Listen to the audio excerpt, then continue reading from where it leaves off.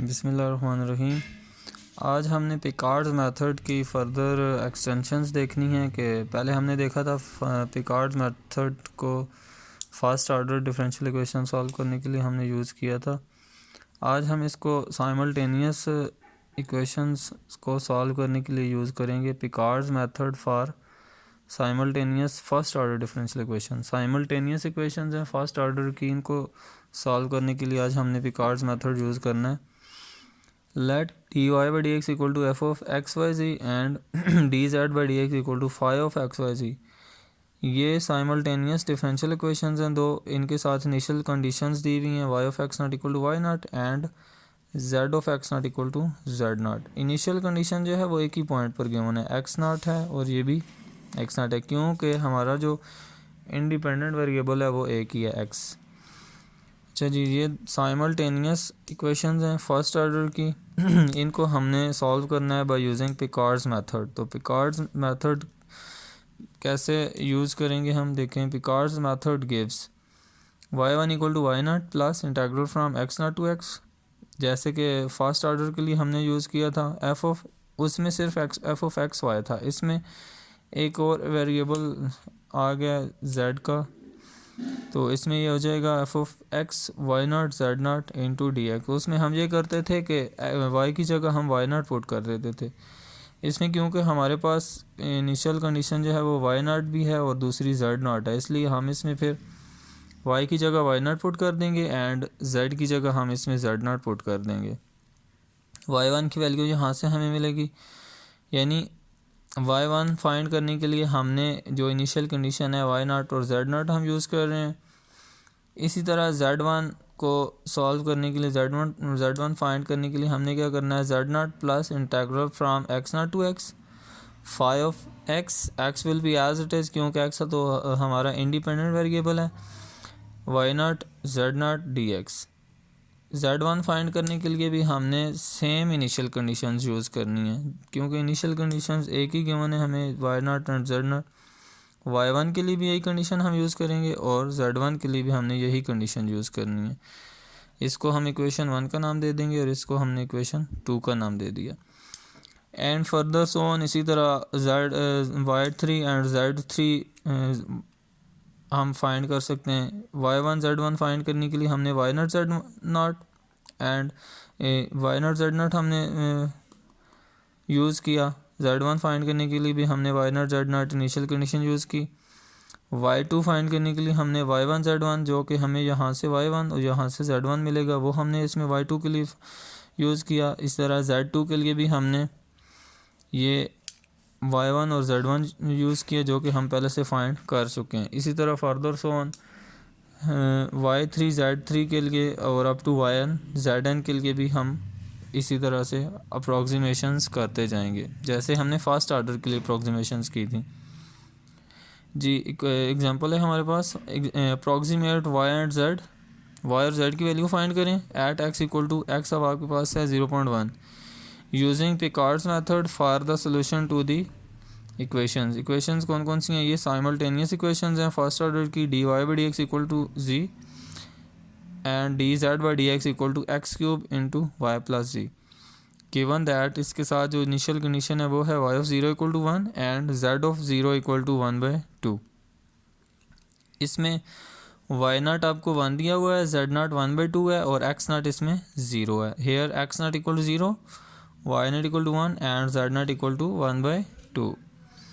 अच्छा जी, dy by D x के इक्वल जो भी टर्म आती है उसको हम f of x Y z का नाम दे देते हैं। ये ऊपर आप देख लें, dy बाई डी एक्स के इक्वल जो भी चीज़ आ रही है उसको हम f of x Y z का नाम दे रहे हैं, और dz बाई डी एक्स के इक्वल जो भी चीज़ आती है उसको हम phi of x Y z का नाम देते हैं। तो यहाँ पर f of x Y Z हमारे पास सिर्फ z आ रहा है और phi of x Y Z हमारे पास क्या आ रहा है, X cube into Y plus Z. इन इक्वेशंस को हमने सॉल्व करना है जी। देयरफॉर अब फार्मूला हमारे पास क्या बन जाएगा, फार्मूला बनेगा जी therefore y equal to why not plus integral from x not to x f of x Y ji D X and z क्या आ जाएगा, z not plus integral from x not to x phi of x Y ji D x. अच्छा जी, first approximation. अब first iteration की तरफ जाते हैं। फास्ट आइट्रेशन के लिए हमने क्या करना है, हम वाई नॉट और जेड नॉट यूज़ करेंगे।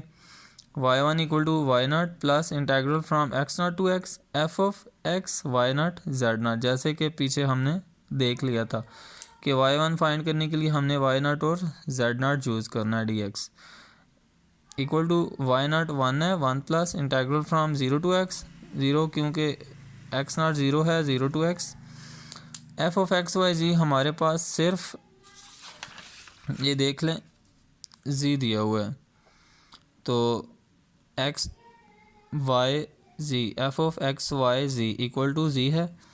यहाँ पर अगर हमारे पास वाई भी आ रहा होता तो फिर हम क्या करते, ये देख लें, वाई को हमने वाई नॉट से रिप्लेस किया हुआ है और जेड को हमने जेड नॉट से, क्योंकि यहाँ पर सिर्फ जेड है तो फिर हम जेड को जेड नॉट से रिप्लेस कर रहे हैं तो सिर्फ जेड नॉट आ रहा है, Z not d x. Z not की वैल्यू पुट कर देंगे। जेड नॉट की वैल्यू हमें इनिशियल कंडीशन में दी गई थी 1/2। इसको जब इंटीग्रेट करेंगे और लिमिट पुट करेंगे तो ये आ जाएगा y one equal to one plus x by two. इसी तरह आप जेड वन पे आ जाएँ। Z one equal to z naught plus integral from x naught to x phi of x y naught z naught d x. Z naught was 1/2 plus integral from zero to x cube y not plus z naught, क्योंकि हमारा जो phi of x y था x Y जी वो है X cube into Y plus Z. तो इसमें हमने Y को वाई नॉट से रिप्लेस किया हुआ है और जेड को जेड नॉट से रिप्लेस किया हुआ है, तो ये बन जाएगा x cube into y not plus z not.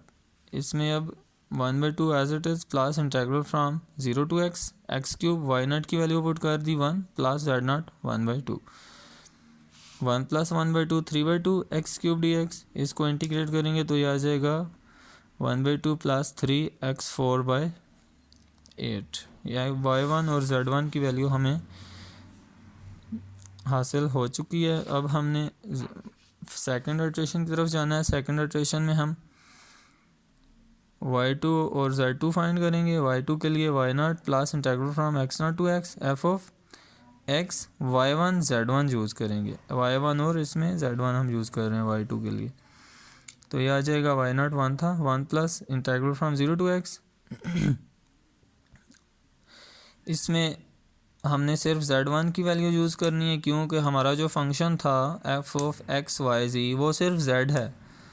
तो अब हम क्योंकि z को z1 से हम रिप्लेस कर रहे हैं तो z1 की वैल्यू पुट कर देंगे, जो कि फर्स्ट इटरेशन में हमें मिल गया 1/2 प्लस 3x4/8। इसको इंटीग्रेट करेंगे और लिमिट पुट करेंगे तो यह आ जाएगा 1 प्लस x/2 प्लस 3x5/40 जी। ये y2 की वैल्यू हमें मिल गई है। अब हम z2 की वैल्यू निकालेंगे। z2 equal to z naught plus integral from x naught to x phi of x y one z one d x. Z naught 1/2 है plus integral from zero to x. अब phi की value हमारे पास क्या आ रही थी, five की value यानी फाइव की वैल्यू थी X cube into Y plus Z, जो कि हमें क्वेश्चन में गिवन थी। तो उसमें हमने क्या करना है, एक्स क्यूब तो एज इट इज़ रहेगा, वाई की जगह वाई वन और जेड की जगह हमने जेड वन रिप्लेस किया हुआ है। ये देख लें वाई वन जेड वन, तो ये बन जाएगी 1 plus x/2 plus 1/2 plus 3x4/8। इसको एक्स क्यूब से मल्टीप्लाई करा दें। मल्टीप्लाई कराने के बाद इसको इंटीग्रेट करें तो ये टर्म आपके पास आ जाएगी 1/2 plus 3x4/8 plus x5/10 plus 3x8/64। This is second iteration. अब हम थर्ड इटरेशन की तरफ जाते हैं। थर्ड इटरेशन के लिए हमने y2 एंड z2 यूज़ करना है, जो कि ये सेकंड इटरेशन में हमने फाइंड कर लिया है। अच्छा जी, y3 क्या आ जाएगा, equal to why not plus integral from x naught to x F of x y two z two d x. Y not plus integral from zero to x. अच्छा जी, इसमें हमने सिर्फ z2 की वैल्यू पुट करनी है। ये function आप देख सकते हैं 1/2 plus 3x4/8 plus x5/10 plus 3x8/64 d x. Y not one है, 1 plus integral from zero to x 1/2, ये term as it is d x. अब इसको इंटीग्रेट कर लें और लिमिट पुट कर दें। ये आ जाएगा 1 plus x/2 plus 3x5/40 plus x6/60 plus x9/192। इसको इंटीग्रेट करके चेक कर लें, ये टाइम आती है इसमें। अच्छा जी, y3 के बाद अब हम z3 की तरफ जाएंगे। z3 equal to z naught plus integral from x0 to x phi of x y2 z2 z3 में भी हमने y2 और z2 यूज़ करना है।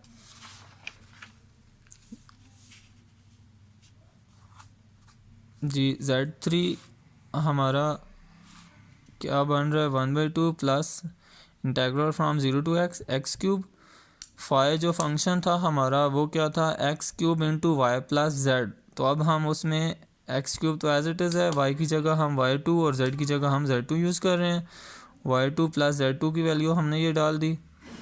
इसको एक्स क्यूब से मल्टीप्लाई कराएं, मल्टीप्लाई कराने के बाद इसको इंटीग्रेट करें तो ये टर्म बन जाएगी 1/2 plus 3x 4/8 plus x 5/10 plus 3x 8/64 plus 7x 9/360 plus x 12/256। जी ये हमने 3 अल्ट्रेशंस इसकी पूरी कर ली हैं and so on. Further alterations अगर आप लोग करना चाहें तो कर सकते हैं, नहीं तो मैक्सिमम हम 3 अल्ट्रेशंस तक ही जाते हैं। अब हमने क्या करना है, हमें जो x की वैल्यू दी हुई थी कि इस x की वैल्यू पर आपने y और z की वैल्यू फाइंड करनी है। तो अब हम वो x की वैल्यू जो कि क्या थी 0.1 वो हम पुट कर देंगे इसमें। तो y1 हमारा आ जाएगा 1.05 यानी y1 में हमने सबसे पहले x की वैल्यू पुट करनी है, फिर y2 में पुट करेंगे तो यह आ जाएगा 1.500008। y3 में पुट करेंगे तो 1.500008। इसी तरह z1 में पुट करें तो हमें मिलेगा 0.50000375। z2 में पुट करेंगे तो यहाँ से मिलेगा 0.50000385। z3 में पुट करेंगे तो यहाँ से हमें मिलेगा 0.50000385। जी तो यहाँ से हाँ हमारा जो क्वेश्चन था वो ये था कि हमने इसका जो आंसर है वो 2 डेसिमल प्लेसेस तक देना है या 3 तक देना है। तो ये आप चेक कर लें 1.05 और ये y2 और y3 की वैल्यू दोनों की सेम आ रही है, इसलिए हमने y3 पे स्टॉप कर दिया था, y3 से आगे नहीं हम गए। इस तरह z2 और z3 भी दोनों सेम आ रहे हैं, इसलिए हम z4 पे नहीं गए। हिंस y ऑफ 0.1 हमारे पास आ रहा है 1.05 और z ऑफ 0.1 हमारे पास आ रहा है 0.5। अच्छा जी एक एक्सरसाइज है, क्वेश्चन है आपके लिए कि use Picard's method to find the approximate value of y and z corresponding to x equal to 0.1। आपने x को 0.1 यूज़ करके y और z की वैल्यू फाइंड करनी है। आपको इनिशियल कंडीशन दी हुई है y of 0 equal to 2 and z of 0 equal to 1 and आपको इक्वेशन क्या दी हुई है dy by D x equal to x plus z and d Z by D x equal to x minus y square. अच्छा जी अब हमने Picard's method को second order differential equation solve करने के लिए यूज़ करना है। अगर हमारी इक्वेशन सेकंड ऑर्डर की आ जाए, consider the second order differential equation d2y by D x square equal to f of x y and dy by D x. इसमें हमने सब्स्टिट्यूशन यूज़ करनी है by putting dy by D x equal to z. ये जो dy by D x है derivative है first order का, इसको हमने z पुट कर देना है। जब इसको हम z पुट करेंगे तो ये रिड्यूस होके साइमल्टेनियस इक्वेशंस में कन्वर्ट हो जाएगा। It can be reduce to first order simultaneous differential equation. तो ये इसको साइमल्टेनियस इक्वेशन में कन्वर्ट कर देगा, साइमल्टेनियस जो कि अभी हमने ये एग्जांपल भी की है साइमल्टेनियस की। जी तो dy बाई डी एक्स को हम z पुट कर रहे हैं and d Z by D x हमारा क्या हो जाएगा f of x y and z। These can be solve as explained earlier, यानी ये वही इक्वेशन बन रही हैं जो अभी हमने सॉल्व की हैं। तो इसकी एग्जांपल देखते हैं। Use Picard's method to approximate y approximate करें वैन x अगर आपके पास 0.1 हो गिवन दैट ये इक्वेशन गिवन है आपको सेकंड ऑर्डर की डिफरेंशियल इक्वेशन है और इसके साथ इनिशियल कंडीशन है y equal to 0.5 and dy by D x आपको गिवन है 0.1 वैन x आपको 0 दिया गया हो। तो जी इसमें सब्स्टिट्यूशन हमने क्या करनी है dy बाई डी एक्स को हमने z पुट कर देना है और सेकंड ऑर्डर जो डेरिवेटिव है वो हमारे पास फिर आ जाएगा d Z by D x d2y by D x. इसका जब सेकंड डेरिवेटिव लेंगे तो ये बन जाएगा equal to d Z by D x.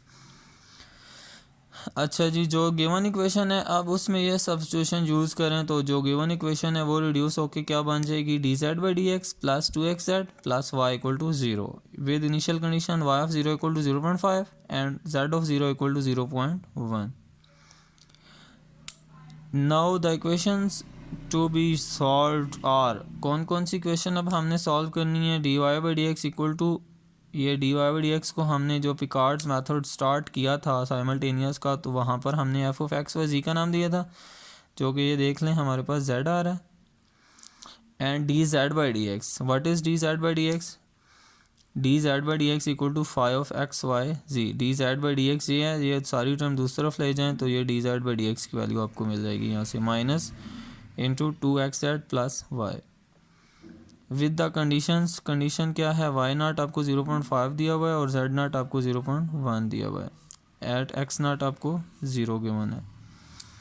उसी तरह ये सारा प्रोसेस आपने यूज़ करना है जो अभी हमने किया था साइमल्टेनियस को सॉल्व करने के लिए। सेकंड ऑर्डर को जब हम उसमें सब्स्टिट्यूशन यूज़ करते हैं सेकंड ऑर्डर में, तो ये भी कन्वर्ट होके रिड्यूस होके साइमल्टेनियस में कन्वर्ट हो जाती है, रिड्यूस होके साइमल्टेनियस में चली जाएगी, साइमल्टेनियस में जाएगी। ये आप देख लें, ये फर्स्ट आइट्रेशन y1 मैंने फाइंड किया, z1 फाइंड किया y नॉट और z नॉट को यूज़ करके। इसी तरह सेकंड आइट्रेशन y2 और z2 मैं कैसे फाइंड कर रहा हूँ, z1 और y1 z1 यूज़ करके, y1 और z1 यूज़ करके मैंने y2 और z2 फाइंड किया। इसी तरह फिर थर्ड अप्रोक्सीमेशन में चले जाएंगे, y3 और z3 फाइंड करेंगे, जो कि z2 और y2 को यूज़ करके फाइंड करेंगे। थर्ड अप्रोक्सीमेशन के बाद फिर हमने उसमें x की वैल्यूज़ पुट कर देनी है सारी अप्रोक्सीमेशन में। y1 हमें ये मिल जाएगा, y2 y3, तो इसमें हमने क्योंकि y फाइंड करना था तो y को हम फिर इसमें क्या नाम दे रहे हैं, y ऑफ 0.1, हमें क्या मिल जाएगा, यानी 0.1 पे हमने फाइंड करना था y, तो y ऑफ 0.1 आ जाएगा 0.5075 कर लें या 4 कर लें, एक ही बात है।